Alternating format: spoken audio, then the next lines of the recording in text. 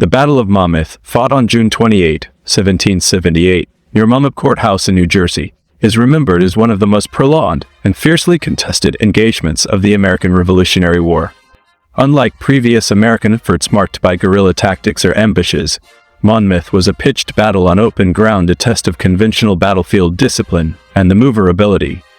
While tactically inconclusive, the battle was strategically significant for the American side, demonstrating the Continental Army's improved professionalism following the winter at Valley Forge and General George Washington's growing commandability on the battlefield. Following the American victory at Saratoga in October 1777, the war was at a critical juncture. That victory prompted France to officially join the war as an ally of the United States, fundamentally altering the strategic landscape. Realizing that French intervention could jeopardize their hold on North America, the British re-evaluated their priorities.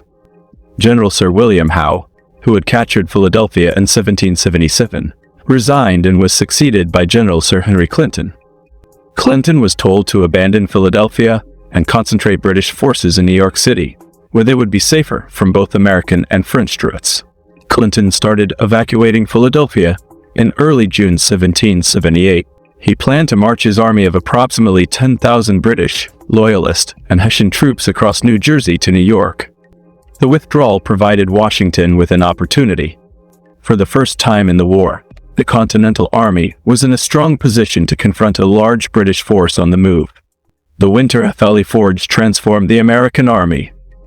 Under the command of Prussian military officer Baron Friedrich Wilhelm von Steuben, the Continental Army underwent a rigorous program of drilling, discipline, and organization. Morale training and logistical preparedness had greatly improved. Washington's army, which numbered around 12,000 men, moved out of Valley Forge to shadow Clinton's march through New Jersey. Washington was under pressure from Congress and the public to attack the retreating British army, especially since the presence of French support boosted the American cause. The challenge for Washington was to engage the British in a way that would not put his forces at unnecessary risk, while still delivering a significant blow.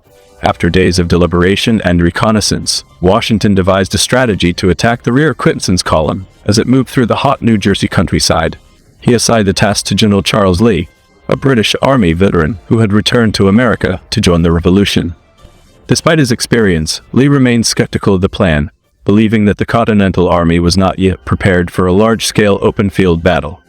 Nonetheless, Washington gave him command of the advance force, with orders to engage the British rearguard while Washington assembled the main body. The British had stopped near Monmouth Courthouse to rest from the oppressive summer heat. Clinton organized his army in a long column, with baggage trains and artillery in the center, and a rearguard under Lord Charles Cornwallis to protect the tail. On the night of June 27, Lee advanced with approximately 5,000 American troops, including divisions under Generals Anthony Wayne and Marquis de Lafayette. The plan was to surprise the British in the rear and slow their march, while Washington moved forward with reinforcements. Lee's force clashed with the British rearguard on June 28 in the scorching heat. The engagement started well for the Americans, but confusion quickly set in. Lee gave vague orders, changed his plans in the middle of the battle, and failed to coordinate his divisions effectively. The British, led by Cornwallis, quickly regrouped and counterattacked. Faced with mounting pressure, Lee ordered a withdrawal, which promptly became disorderly. American troops retreated across the battlefield, risking a rout. At this critical juncture, General Washington arrived on the battlefield with the main army. Washington was furious as he witnessed the retreat. He confronted Lee in a dramatic and well-documented encounter, demanding an explanation for the confusion.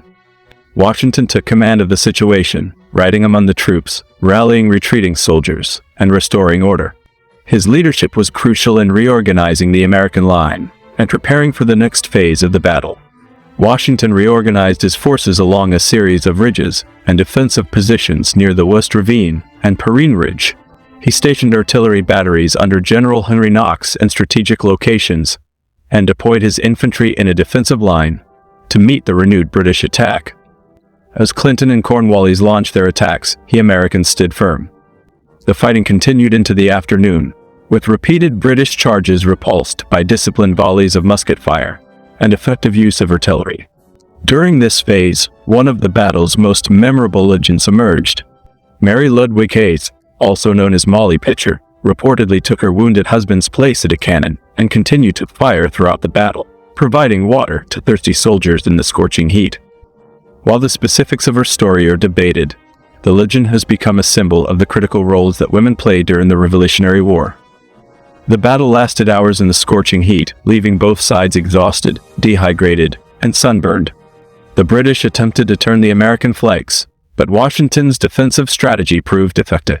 The Continental Army, now far better trained and disciplined, showed remarkable cohesion. As night fell, the fighting subsided. Clinton, realizing he couldn't break through the American lines and fearing the arrival of more American or French forces, withdrew his army under cover of darkness and resumed his march to New York. The casualties at Monmouth were high, particularly given the extreme heat. Americans lost approximately 340 people killed, wounded or missing, while British casualties were estimated to be 300 to 500. Many of the deaths on both sides were caused by heat stroke rather than combat. Despite the inconclusive outcome, neither side could claim a clear tactical victory. The Americans were widely regarded as having won the battle strategically. One of the most significant outcomes of the Battle of Monmouth was the recognition of the Continental Army's transformation. For the first time, American soldiers faced off against British regulars in an open battle and held their ground. Von Steuben's training had paid off, and Washington's leadership was regarded as authoritative, composed, and efficient. The Continental Congress and the American people took notice. The battle also had far-reaching consequences for individual commanders. General Charles Lee faced harsh criticism for his action. Following the fight, he sought a court-martial to clear his name. The trial convicted him of disobeying orders and leading unnecessary, disorderly, and shameful retreat. He was suspended from the army for a year and never resumed his position of influence. Lee's fall from grace cemented Washington's position as the undisputed Continental commander. Washington emerged from Monmouth with increased prestige. His ability to take command during the chaos, rally the army, and bring the British to a halt demonstrated his progress as a commander. Unlike previous battles in which strategic retreats characterized his leadership, Monmouth showed his ability to lead a professional army and sustained combat. Another notable figure was the Marquis de Lafayette, a young French aristocrat who had become one of Washington's most trusted advisors. During the engagement, Lafayette did an admirable job of coordinating reinforcements and maintaining troop discipline. Lafayette's reputation as a capable and dedicated officer grew, fostering Franco-American relations. Although the Battle of Monmouth did not deliver a decisive blow to the British, it had far-reaching consequences for the war effort.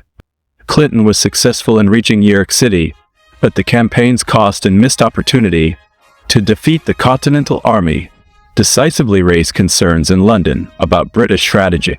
Clinton's retreat signaled that the British were becoming more defensive in the Northern Theater, preparing to shift their focus to the southern colonies. Monmouth was also significant because it marked the final major battle in the northern colonies. Following 1778, the British shifted their primary military operations to the south, believing that Loyalist support was more substantial in Georgia and the Carolinas. The American resistance in the north had become too entrenched and strong. Monmouth symbolized the shift in momentum. While the fighting in the south was intense and brutal, the war in the north settled into a stalemate, marked by skirmishes and minor engagements. The Battle of Monmouth is a significant historical event. It represented a shift from the early, ragtag Continental Army to a more professional fighting force. The courage and determination demonstrated by American troops boosted morale for the Patriot cause. The performance of American artillery, infantry, and command structures in a sustained battlefield engagement contrasted sharply with their previous defeats, such as those at Long Island and Brandywine. The battlefield itself is preserved as Monmouth Battlefield State Park in Freehold, New Jersey.